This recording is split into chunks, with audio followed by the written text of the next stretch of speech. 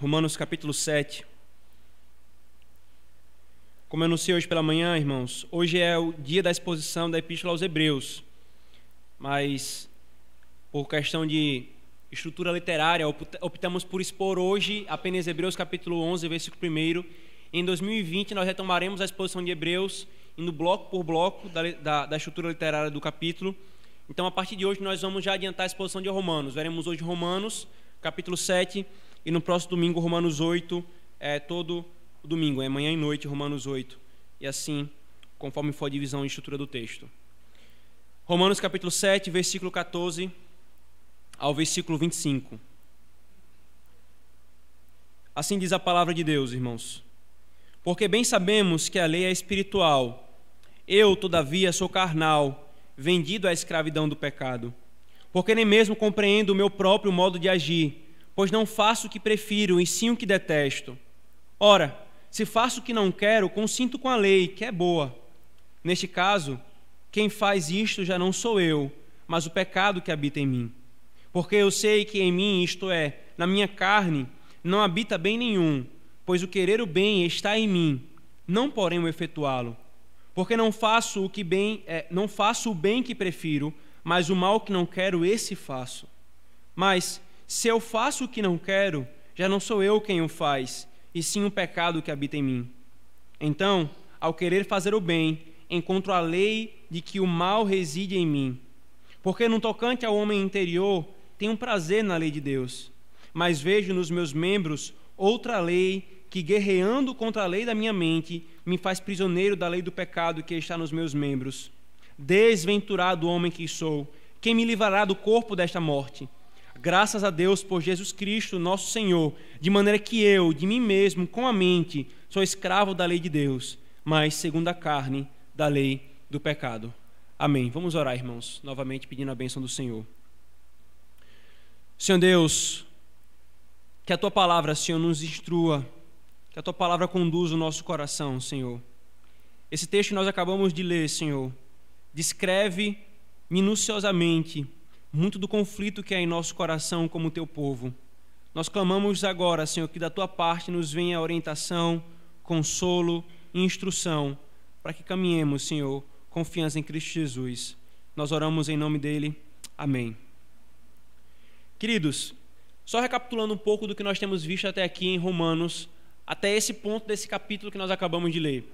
Nós lembramos que em Romanos capítulo 1, 2 e 3, o apóstolo Paulo ele vai argumentar em favor da depravação total da humanidade, de forma que não há um único homem que seja bom, não há ninguém que faça o bem, ninguém que por si mesmo busque a Deus, todos se extraviaram e a uma se fizeram inúteis. Esse é o argumento do apóstolo Paulo, e ele conclui no capítulo 3 dizendo que isso assim o é, porque a carne foi enfraquecida pelo pecado, e dessa forma Deus encerra todos debaixo da lei do pecado, para que todos necessitem da sua misericórdia e da sua graça, porque sem ela todos caminhariam para um único local, que é a condenação.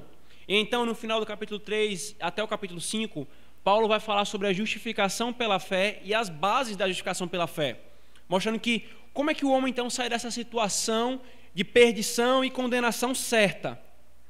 O único caminho para o homem é confiar na justiça não dele mesmo, mas na justiça de outro que cumpriu perfeitamente a lei de Deus. E então, irmãos, no capítulo 6, a partir do capítulo 6, Paulo não apenas fala da justificação pela fé, mas da santificação que também decorre da fé, isto é, decorre do Evangelho. No capítulo 6, irmãos, Paulo argumentou que o crente justificado pela fé, em união com Cristo, está morto para o pecado e vivo para Deus. Está livre da escravidão do pecado e agora é escravo da justiça de Deus. Em Romanos 7, do 1 ao 13, que foi a nossa última exposição, Paulo argumentou que o crente agora tem uma nova relação com a lei. Ela não é nem a relação antiga legalista com a lei e nem é a não relação com a lei, que é o que vai defender muitos que negam a lei do Senhor, mas é uma nova relação com base no Evangelho. Eu obedeço a lei com base no Evangelho. Agora, irmãos, Paulo vai tratar de uma coisa que angustia todos os que são verdadeiramente crentes. Ora, eu estou em uma nova relação com a lei de Deus. Eu sei que essa lei é boa, mas mesmo estando nessa nova relação com a lei, quando eu me lanço para obedecê-la, eu constato uma coisa: o bem que eu quero fazer eu não faço, mas o mal que eu não quero, esse eu faço. Então, irmãos, aqui no capítulo 7, Paulo vai mostrar que nós, embora livres do pecado, conforme ele falou em Romanos capítulo 6, livres do poder do pecado e do senhorio do pecado, nós ainda temos a presença do pecado em nós. Ele não é mais um tirano, ele não é mais um senhor que nos diz peque e nós pecamos, mas ele é sim um inquilino indesejável que se mistura e se mete em tudo que nós queremos fazer para a glória do Senhor, irmãos. Paulo aqui, irmãos, está tratando de um homem convertido e regenerado. E mais, para dar maior profundidade ao que ele está falando, ele fala o tempo todo na primeira pessoa. Porque o bem que eu quero fazer, isso eu não faço. Quando me lanço para obedecer à lei de Deus, eu percebo que não consigo fazer o que eu devo fazer. Então Paulo vai falar aqui da luta, irmãos, de um homem regenerado. E o contexto só possibilita isso, queridos. Eu estou destacando isso porque talvez os irmãos ouçam, leiam em algum local uma defesa de que aqui Paulo não está lidando com um crente, por causa de alguns indicativos, algumas menções que ele faz no decorrer do texto. Mas estou convencido, irmãos, no todo da estrutura literária de Romanos, convencidos por algumas expressões e doutrinas que ele fala aqui nesse texto que nós lemos, que ele não está tratando de outra pessoa, senão de um crente verdadeiramente convertido e regenerado. Então, irmãos, em Romanos capítulo 8, Paulo vai falar sobre como a vida cristã deve ser e o caminho para as maiores vitórias na luta contra o pecado. Enquanto em Romanos capítulo 7, Paulo nos descreve o que a vida cristã comumente é: tropeços, quedas e tristezas pela luta contra o pecado, irmãos. O crente, queridos, é ao mesmo tempo a pessoa mais feliz do mundo, porque sabe que, justificado, pois, pela fé, ele tem paz com Deus. Mas ao mesmo tempo, irmãos, ele é a pessoa mais triste do mundo, porque o bem que eu quero fazer, esse eu não faço, mas o mal que eu não quero, esse eu faço. Irmãos, e é exatamente essa tensão da vida cristã que Paulo vai falar em Romanos capítulo 7, irmãos. É sobre essa que nós poderíamos chamar essa guerra santa, que todo crente está envolvido, que ele vai tratar aqui, irmãos, no capítulo 7. Eu preciso dizer, irmãos, que eu usei boa parte da estrutura de análise de um teólogo presbiteriano do século XIX chamado Robert McCheyne, que ele analisou e fez uma belíssima exposição desse texto. Então eu peguei a estrutura dele de análise, os tópicos, para nós então caminharmos com a nossa exposição. De forma, irmãos, que o nosso tema da exposição de hoje é característica do verdadeiro crente em guerra contra o pecado. Características do verdadeiro crente em guerra contra o pecado. O crente, irmãos, que está em guerra contra o pecado, ele tem algumas características. A primeira dela é: ele tem consciência de quem ele é e sente uma lei opositora em seus membros. A primeira característica de um verdadeiro crente que luta contra o seu pecado é que ele tem consciência de quem ele é e de que existe uma lei opositora operando em seus membros. Veja, por favor, irmãos, Romanos versículo 14, o texto que nós lemos, versículo 14, a parte final dele. Paulo diz: eu, todavia, sou carnal, pois fui vendido à escravidão do pecado. Agora veja o versículo 18. Porque eu sei que em mim, isto é, na minha carne, não habita bem nenhum. Versículo 20. Mas, se eu faço o que não quero, já não sou eu quem o faz, e sim o pecado que habita em mim. Versículo 25, final, parte B. De maneira que eu, de mim mesmo, com a mente sou escravo da lei de Deus, mas segundo a carne, a minha carne, da lei do pecado. Irmãos, em todas essas citações dessa porção que nós lemos, queridos, aqui, Paulo mostra que o crente possui uma consciência clara de quem ele é. Mesmo justificado pela fé, ele sabe que ele é pecador, porque continua pecando contra o Senhor. Ele sabe que em si mesmo ele não tem capacidade para fazer aquilo que é bom para o Senhor, bom e um bem espiritual. Tudo, irmãos, é resumido nessa expressão. Versículo 14, versículo 14, parte B. Eu, todavia, sou carnal.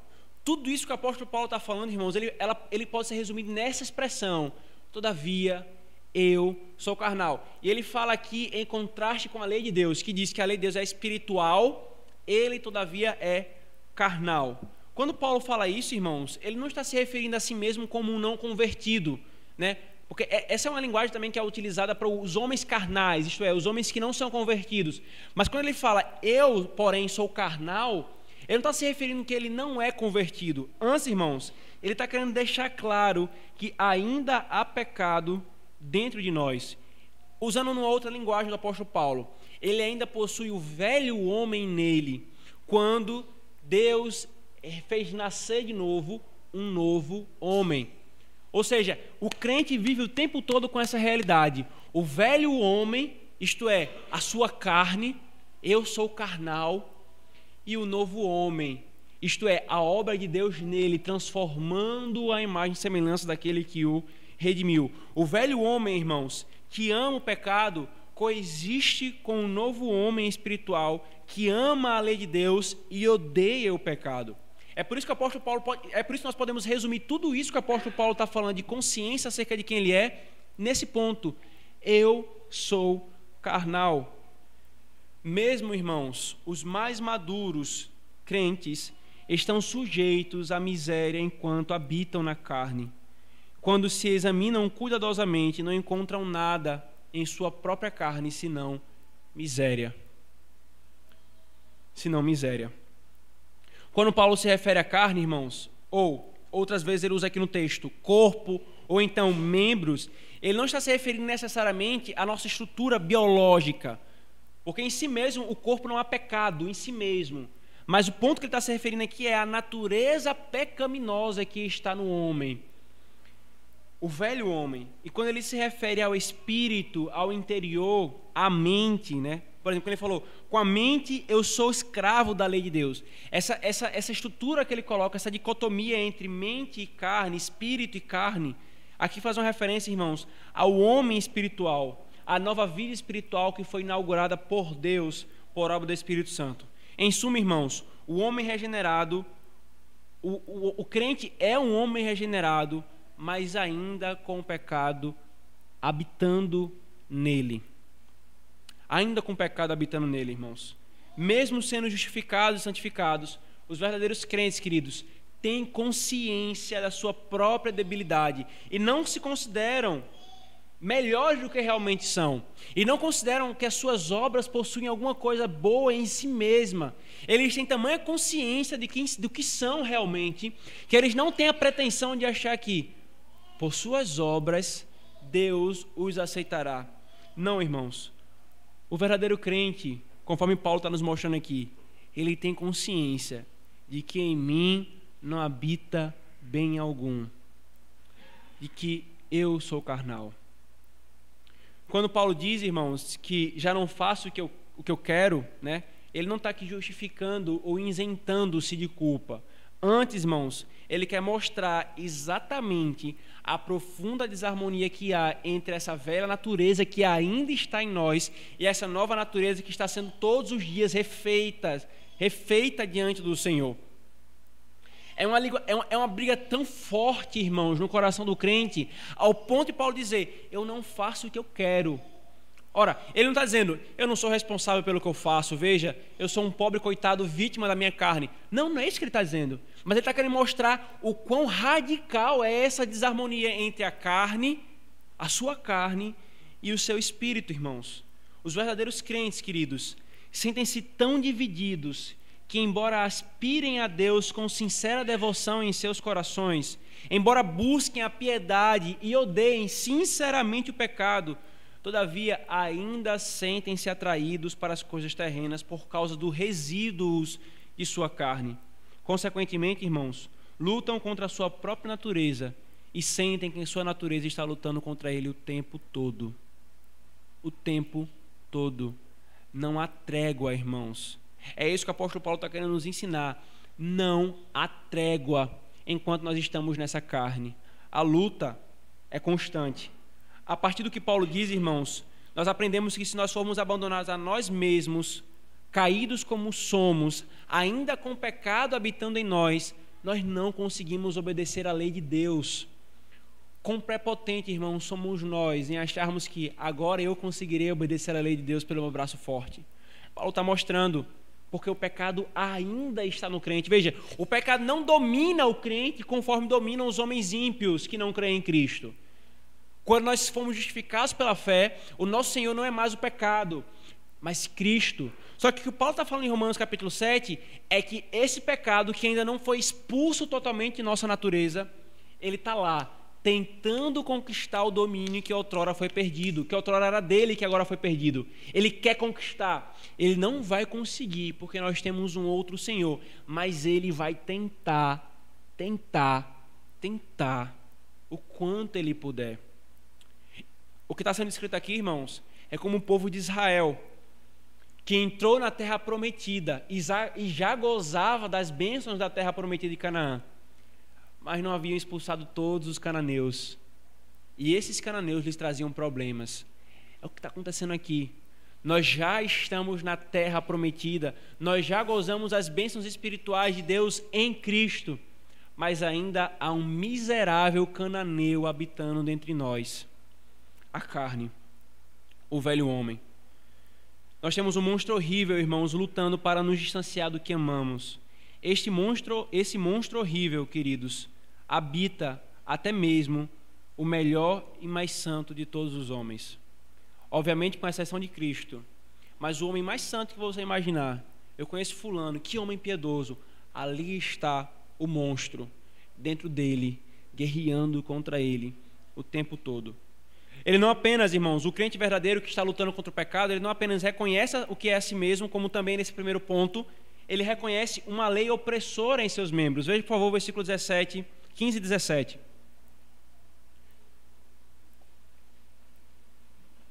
Ou melhor, uma lei opositora, não opressora, opositora. Porque nem mesmo compreendo o meu próprio modo de agir, pois não faço o que prefiro, e sim o que detesto. Ora, se faço o que não quero, consinto com a lei que é boa. Nesse caso, quem faz isso já não sou eu, mas o pecado que habita em mim. Agora, versículo 21 a 23. Então, ao querer fazer o bem, encontro a lei de que o mal reside em mim. Porque no tocante ao homem interior, tenho prazer na lei de Deus, mas vejo nos meus membros outra lei que, guerreando contra a lei da minha mente, me faz prisioneiro da lei do pecado que está nos meus membros. O que Paulo está descrevendo aqui, irmãos? Paulo está falando de uma lei. É a lei que quer forçar o crente a obedecer ao pecado quando o crente já foi liberto do domínio do senhorio do pecado. E quando Paulo se refere à lei, aqui, irmãos, não é a lei no sentido positivo, não. Ele quer se referir a um padrão, algo que é constante. Mesmo um tirano rei, quando estabelece uma lei, ainda assim é chamado de lei. Então o que Paulo está falando aqui é que existe um padrão, algo que está ali, constante e impregnado em nossa carne. É a nossa natureza pecaminosa, o nosso velho homem, querendo impedir que nós façamos aquilo para o qual nós somos regenerados para fazermos, que é obedecer ao Senhor. Ela é chamada de lei aqui, irmãos, porque está estabelecida como um padrão, um terrível padrão constante até que o Senhor volte. Essa lei, irmãos, ou a lei da carne, ou a carne, está sempre guerreando. Veja, por favor, o versículo 23. Mas vejo nos meus membros outra lei guerreando contra a lei da minha mente.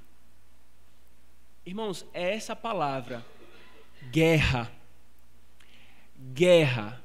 Uma guerra santa que todo crente tem que ser no seu coração. A guerra santa do crente não são as cruzadas da Idade Média. A guerra santa do crente não é pegar em armas para obrigar com que as pessoas creiam em Cristo. A guerra santa do crente é a guerra da lei da carne, do pecado que ainda habita nele, com a lei de Deus, na qual ele tem prazer em seu coração, irmãos. Está sempre lutando essa lei contra o Espírito. Nunca pode haver paz no seio de um crente no tocante ao pecado. É por isso, irmãos, que vira e mexe, nós gememos, nós choramos. O crente, queridos, é como um passarinho capacitado para voar. Essa lei da carne é como um peso em suas patas que o atrapalha no seu voo. Se ele não tivesse esse peso, ele chegaria até o céu com o seu desejo de agradar ao Senhor. Mas ele tem um peso puxando ele. Esse peso é chamado de pecado remanescente. E aqui, irmãos, vem a palavra teológica do que eu estou me referindo até agora. Pecado remanescente ou corrupção remanescente é o pecado que ainda está no crente, não obstante ele seja justificado pela fé em Cristo Jesus. O pecado remanescente, irmãos, não descansa, mas está sempre nos incitando e nos provocando a fazer o mal. É um morador bastante inquieto, incomodando o tempo todo os filhos de Deus. Agora veja, irmãos, preste atenção nisso. Se a primeira característica de um crente que é verdadeiro crente, que está lutando contra o pecado, é reconhecer quem ele realmente é, a pergunta é, querido, você tem consciência do que você realmente é diante do Senhor? O verdadeiro crente, ele sabe o que realmente é e o que habita dentro de si. Ele sabe que foi regenerado e que o Espírito Santo faz morada nele, mas sabe também que tem um pecado remanescente ali, um sórdido e indesejável inquilino que ainda está ali. É extremamente esquisito, irmãos, crentes que são totalmente alheios aos conflitos do seu coração, indiferentes à realidade que causa dor em qualquer crente verdadeiro, ou ainda crentes com uma visão elevadíssima de si mesmo no tocante à santidade. O apóstolo Paulo resume tudo dizendo: eu sou carnal.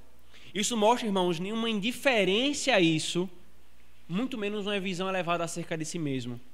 A indiferença, irmãos, é um mau sinal. Ô pastor, o senhor está falando tudo isso aí, mas eu nunca tive nenhum problema com isso que o senhor está falando, não. Cuidado, irmão. O que Paulo está falando aqui é a luta de todo crente.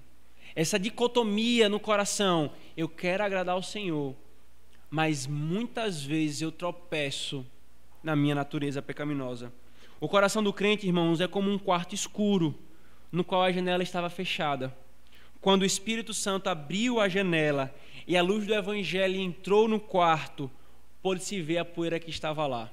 Você já teve essa experiência? Você abre a janela de um ambiente escuro, você até então pensava que o quarto estava limpo. Quando você abre, só vê aquelas poeirinhas na luz do sol.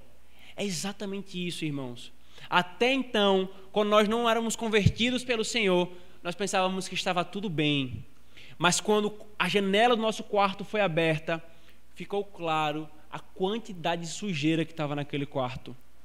E isso, irmãos, traz dor. E isso traz angústia. Quanto mais nós nos aproximamos da luz, irmãos, mais fica clara a sujeira das nossas roupas. Por isso, quanto mais um crente se aproxima de Cristo, mais fica claro quem realmente ele é. Pecador. Muitas vezes, irmãos, nós caminhamos exultantes na nossa caminhada cristã inicialmente. E nós nos alegramos verdadeiramente no Senhor, em tudo aquilo que Ele tem feito por nós. Só que sutilmente nós vamos nutrindo uma visão equivocada acerca de nós mesmos, da nossa piedade, que nós somos vencedores no sentido que eu consigo vencer o pecado, eu consigo ser piedoso por mim mesmo, eu consigo. Até que nós nos deparamos com isso aqui que Paulo está falando. Até que eu percebo que há um pecado remanescente em mim. Até que eu me aproximo da luz, cada vez mais em minha comunhão com o Senhor, e vai ficando cada vez mais claro. Eu não sou tão limpo assim quanto eu pensava que eu era. Irmãos, se você não vê alguma sujeira, ou pior, até percebe, mas ela não lhe incomoda, nem lhe faz ter outra postura, como nós vamos ver daqui a pouco, de clamar, gemer e chorar, tome cuidado. Talvez a janela não foi aberta. Mas se você, crente, percebe essa coisa odiosa que ainda habita em nós, se você geme e chora, tendo a consciência e constatação de quem você é, saiba de uma coisa: você está na direção do socorro, mas não pare aí. Se você parar no gemido e na constatação de que você é carnal e que não habita bem nenhum em você, você vai sucumbir até a profundeza da angústia. Não pare aí. Mas aqui está o primeiro passo para o socorro. a presença desse monstro enganoso e mortal, irmãos, em nós, exige que os crentes andem com cautela e atenção, como uma cidade que mantém vigilância constante quando ela está sitiada por exército externo, mas também por inimigos infiltrados. É assim que o crente caminha, irmãos. O crente caminha constantemente alerta com o seu próprio coração, porque ele tem inimigo dentro dele. Isso aqui, irmãos, é como se o homem que pensa que pelas suas por obras externas, por legalismo, por faça isso, não faça aquilo, simplesmente isso vai ser suficiente para mortificar o seu pecado, é como um homem que está com o inimigo dentro de casa, tranca a porta e joga a chave para fora. Resolvi, estou protegido do inimigo. Mas não, você tem um inimigo dentro de casa, que é a sua corrupção remanescente, o pecado que habita em você. Por isso, irmãos, a primeira característica do verdadeiro crente que luta contra o pecado, que está em guerra contra o pecado, é que ele reconhece quem ele realmente é e que há uma lei opositora em seus membros. Agora, a segunda característica, irmãos, é que ele tem prazer na lei de Deus e alta consideração por ela. Veja, por favor, o versículo 14, parte A.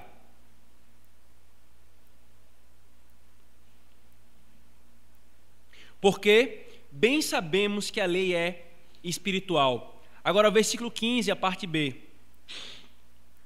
Pois não faço o que prefiro, e sim o que detesto. Versículo 16. Ora, se faço o que não quero, consinto com a lei, e essa lei é boa. Versículo 19. Porque não faço o bem que prefiro, mas o mal que não quero, esse faço. Versículo 22 agora.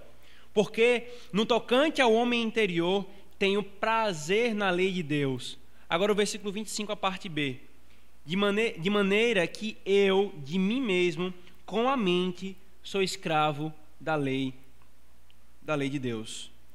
Irmãos, a segunda característica desse crente é o prazer na lei de Deus. Irmãos, o prazer na lei de Deus marca o verdadeiro crente.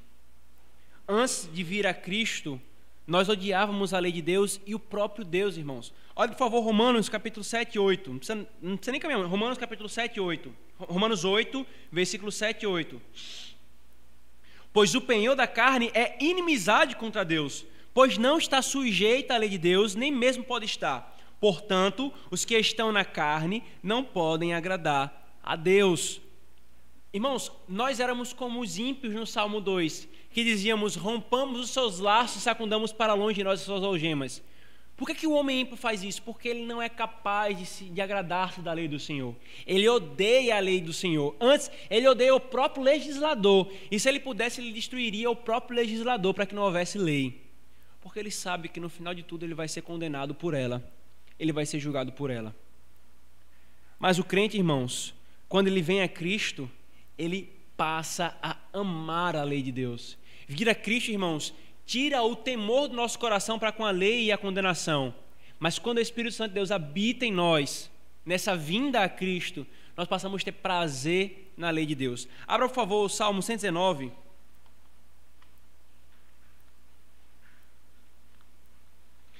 Por favor, o Salmo 119. Versículo 16. Vamos ver alguns versículos aqui.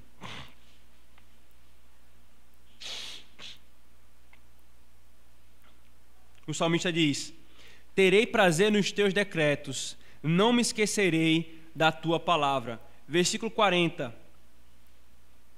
Eis que tenho suspirado pelos teus preceitos, vivifica-me por tua justiça. Versículo 47.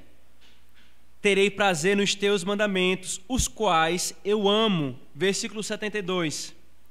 Para mim, mais vale a lei que procede da tua boca do que milhares de ouro e de prata. Versículo 140, irmãos. O salmista ainda diz: puríssima é a tua palavra, por isso o teu servo a estima. Irmãos, acabamos de ler em Romanos capítulo 8 que a carne não pode amar a lei de Deus. Só pode amar a lei de Deus aqueles que foram regenerados por Deus. E essa é a marca do crente. Se não bastasse, irmãos, por favor, Jeremias capítulo 31, versículo 33. Jeremias capítulo 31, versículo 33. a conhecidíssima profecia em Jeremias acerca da nova aliança do Pacto da Graça. Veja qual é a natureza desse pacto, dessa nova aliança do Pacto da Graça. Porque esta é a aliança que farei com a casa de Israel, depois daqueles dias, diz o Senhor, na mente lhes imprimirei as minhas leis, também no coração lhes inscreverei, eu serei o seu Deus e eles serão o meu povo. Irmãos, faz parte da nova aliança do Pacto da Graça, a lei está impressa em nós, em nosso coração. Faz parte da nova aliança do Pacto da Graça o grito que o apóstolo Paulo tem feito aqui: eu amo, eu tenho prazer na tua lei. Irmão, só não tem prazer na lei de Deus os ímpios que odeiam o Deus dessa lei. Irmãos, é esquisitíssimo ver no meio da igreja crente abrindo a boca para dizer que nós não precisamos mais da lei do Senhor. É claro que nunca a fé reformada afirmou que nós somos salvos pela obediência à lei, porque não há obras que qualquer homem possa fazer que o justifique ou que cumpra perfeitamente a lei de Deus. Mas depois de justificados, depois de adotados como filhos, qualquer filho verdadeiro ama agradar ao seu pai. E a lei moral do Senhor é o padrão desse agrado. Paulo está dizendo: eu tenho prazer no meu interior com a lei de Deus. Por mais, irmãos, que o crente perceba que não consegue obedecer a lei perfeitamente, ele não ousa desprezar a lei de Deus ou fazer pouco caso dela. Ele sabe que ela é espiritual, boa, justa e perfeita. Ele não é, mas ele sabe que a lei é. E tem prazer nesse padrão do Senhor. Mas a marca de muitos, irmãos, que percebem a sua incapacidade de obedecer à lei é desprezá-la, alterá-la, menosprezá-la e negá-la. Muitos pensam tolamente que ao fazerem isso serão mais evangélicos, mas não. Porque Paulo está dizendo que a marca do verdadeiro crente, mesmo na sua luta, mesmo sabendo da sua incapacidade e da sua carnalidade, amar a lei de Deus. Como disse, irmãos, um puritano escocês, presbiteriano, em uma poesia. Veja que poesia belíssima ele fez. Evangelho, graça, lei, mandamento, e então seguram e soltam um do outro a mão. Não concordam, não importa a condição, mas no braço um do outro se acolherão. Os que assim os dividem não pode da verdade e veracidade amigos ser. Mas os que ousam os dois confundir, trazem danação e os haverão de destruir. Não há quem possa tal segredo desvelar, se com o novilho do evangelho não hará. A lei ordena trabalhar, também correr. Pés e mãos o evangelho há de conceder. De mim a lei exige obedecer. O evangelho é o que me dá poder. Essa poesia, irmãos, expressa exatamente o sentimento de um crente diante do Senhor. Ele não quer se ver longe da lei do Senhor, ele não se esforça para negá-la. Ele não se esforça para fazer argumentos arranjados e de exegese incorreta para dizer não vale mais os 10 mandamentos para nós. Não. A lei é boa, espiritual e perfeita. Eu não consigo obedecer a de mim mesmo, mas eu tenho prazer nela. Eu quero agradar ao meu Senhor que me salvou. A marca do crente, irmãos, é um amor, um alto apreço e uma alta consideração pela lei de Deus como padrão espiritual. Está ciente de que ela não dá e não pode dar os frutos que ele precisa, mas não é negando-a que ele chegará a esses frutos, mas clamando por poder para agir como um filho que obedece à palavra do seu pai, como um filho que quer agradar. Conforme Sinclair Ferguson disse, irmãos, a graça, não a lei, produz o que a lei exige, mas ao mesmo tempo é o que a lei exige que a graça produz. Por isso, irmãos, a graça ela não anula a lei, antes capacita a obedecê-lo. Por isso, nós podemos ver o apóstolo Paulo nesse conflito de não conseguir obedecer a lei, dizendo, eu estou livre da lei como crente, no sentido de, eu não preciso mais obedecê-la, eu não preciso mais ouvir a sua instrução. Não, eu tenho prazer na lei.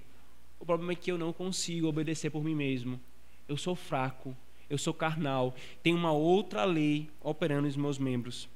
Por isso, irmãos, nós podemos perceber com muita tranquilidade que o verdadeiro crente ama a lei de Deus, porque ninguém pode amar a lei de Deus se não for pelo Espírito de Deus que a entregou.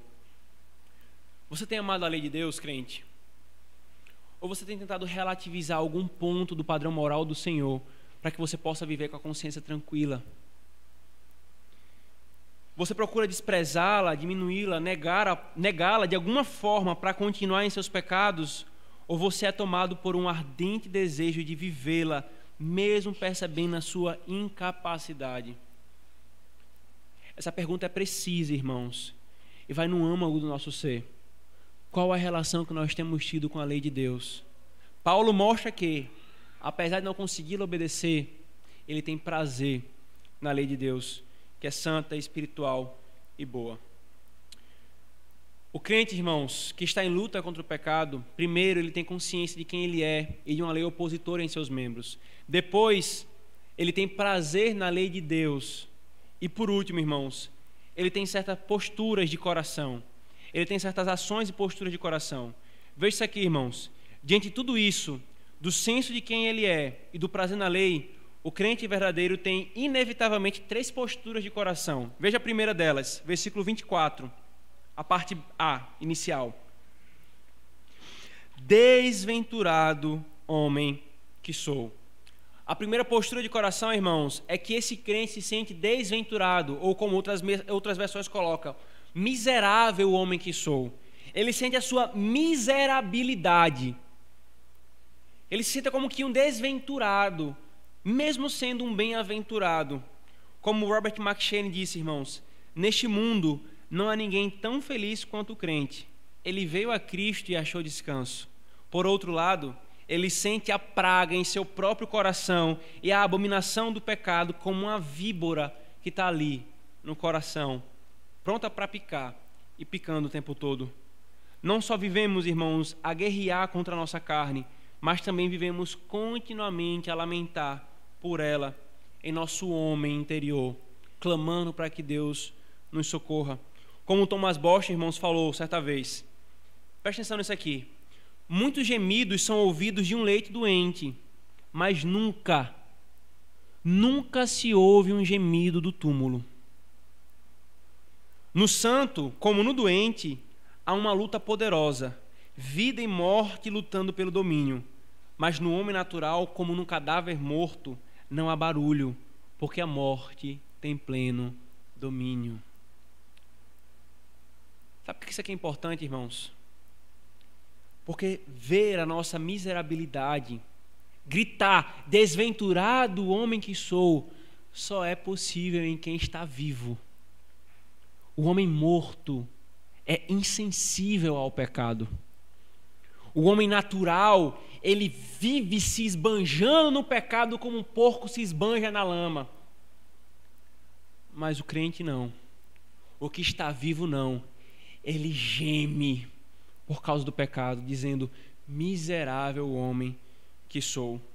Um crente verdadeiro, irmãos, mas que ainda tem o pecado em si, está sempre gemendo por sua presente condição, ansiando um dia em que será liberto. E esse gemido está nessas palavras: ah, miserável homem que sou. A segunda postura, irmãos, do verdadeiro crente que reconhece tudo isso, além de reconhecer a sua miserabilidade e gritar por isso, é buscar livramento e libertação. Veja o versículo 24, a parte B.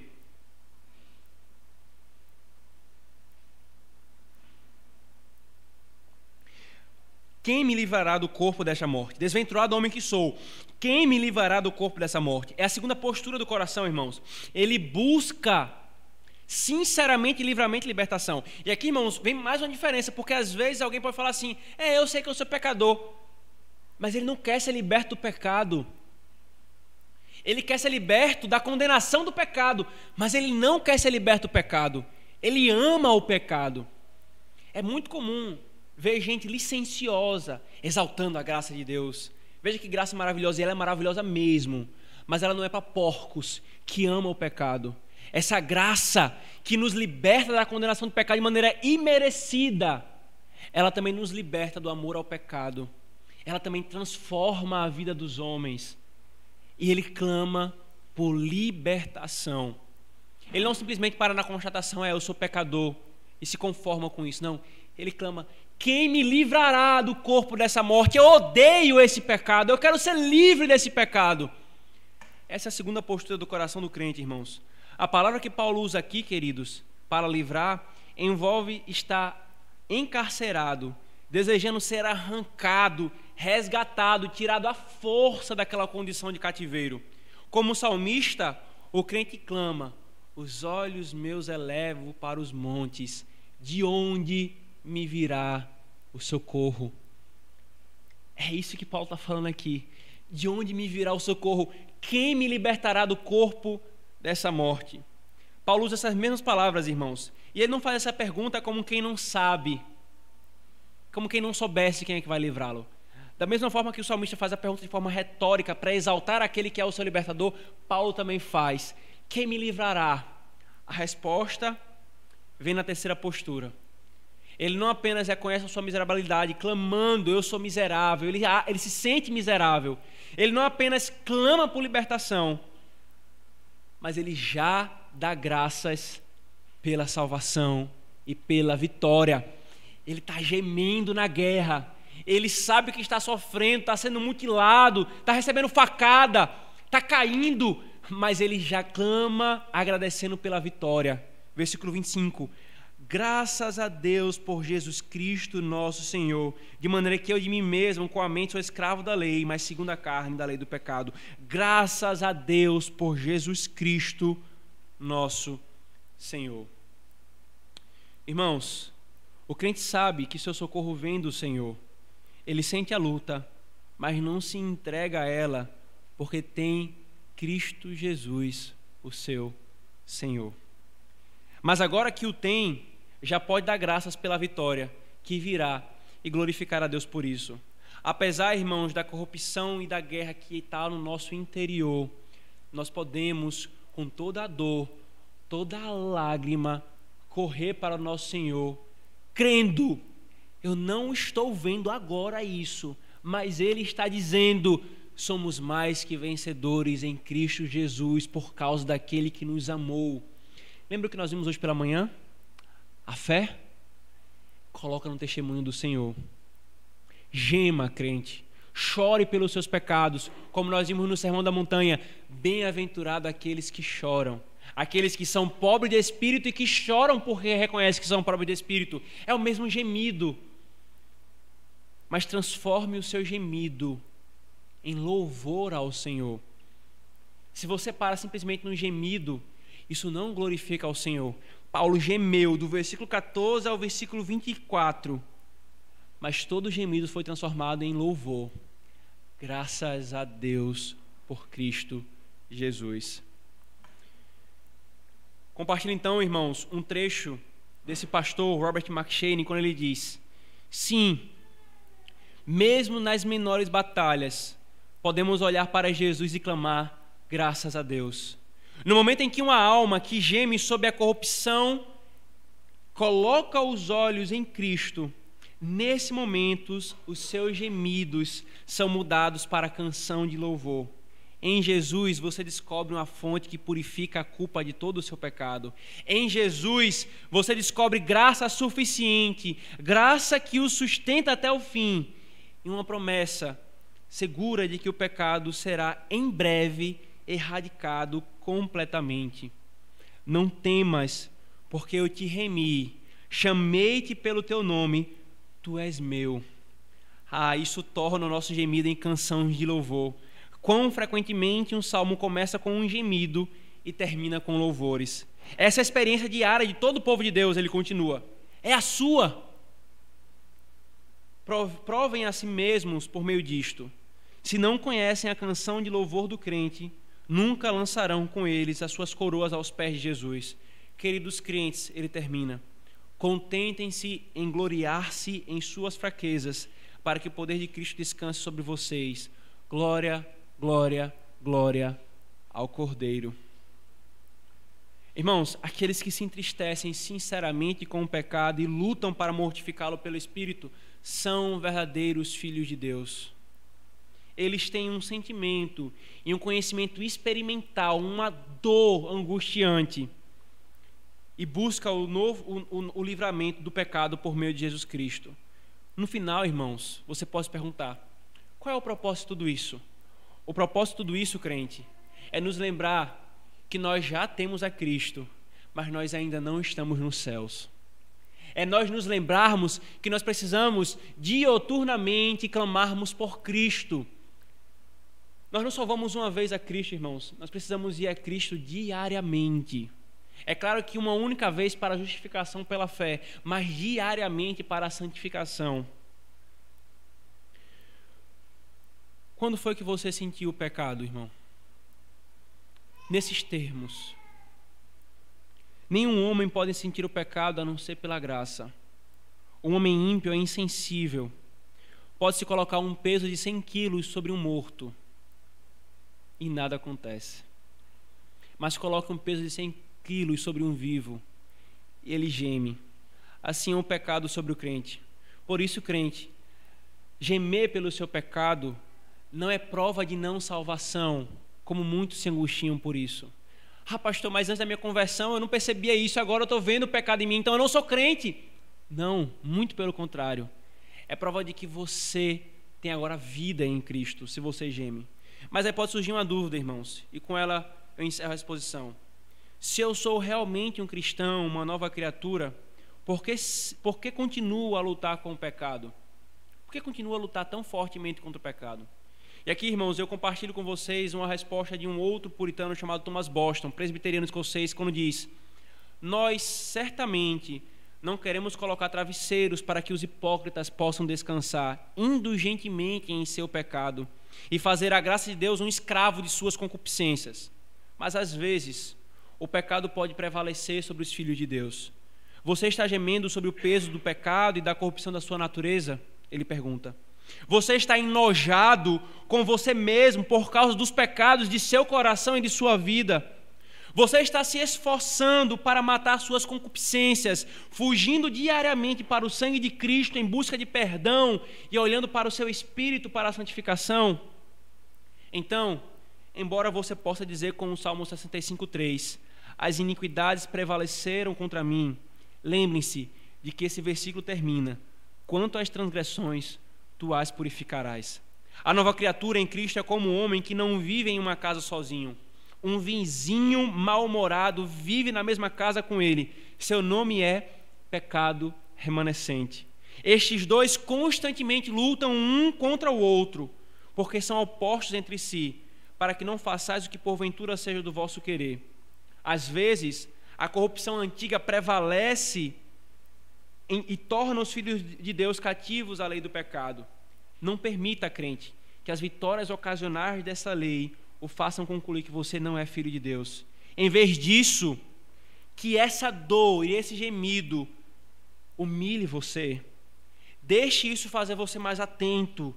Deixe fazer você mais ansioso, com um anseio mais intenso por Cristo Jesus, seu sangue e seu Espírito.